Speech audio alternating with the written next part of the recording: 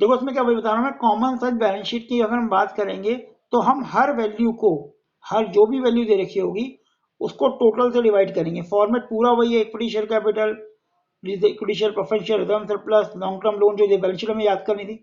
फिर ये percentage change कैसे निकलेगा, ये value equity share capital divide by total multiply 100 यहाँ आ जाएगा, preference share capital divide by total multiply 100 यहाँ आएगा, क्योंकि यहाँ पे क्या परसेंटेज ऑफ बैलेंस शीट। ऐसे हम अगले साल का निकालेंगे जो ये साल दे रखा होगा आपको।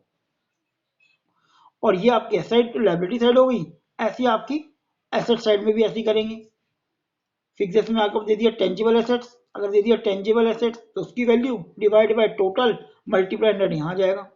इंटेंजिबल एसेट ये value divide by total multiply 100 यहाँ, इस तरह निकलेगा, इस तरह अगले साल का निकलेगा।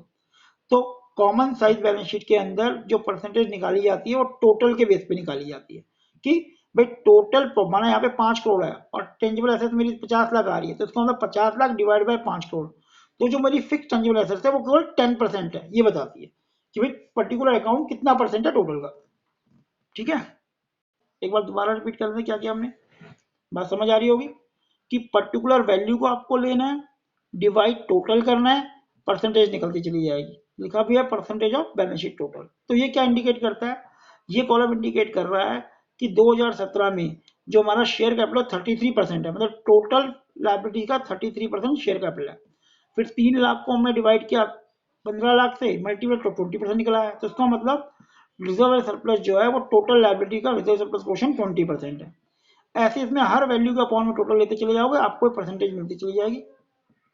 कोई सी वैल्यू देख लो, ये नॉन जैसे फिक्स की बात कर रहे हैं, 10 lakh divide by 15 lakh multiply 100 66%, मतलब 100% जो एसेट है वो 66% नॉन करंट एसेट्स है और 33% करंट एसेट। तो ये इंडिकेट करती है कि भाई एसेट्स वगैरह आपकी किस तरह दे रही, कितनी परसेंटेज दे रखी है।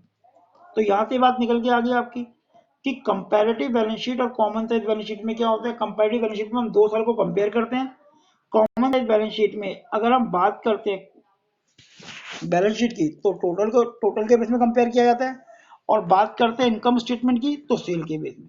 तो कॉमन साइज में इस चीज को ध्यान रखना कि कॉमन साइज के अंदर हम क्या क्या करते हैं, कॉमन साइज के अंदर प्रॉफिट एंड लॉस स्टेटमेंट जो होगा उसमें सेल जो है वो बेस होता है, और बैलेंस शीट जो होती है उसमें टोटल जो होता है वो बेस्ड होता है। बस ये डिफरेंस होता है और कुछ नहीं। ठीक है, समझ आया।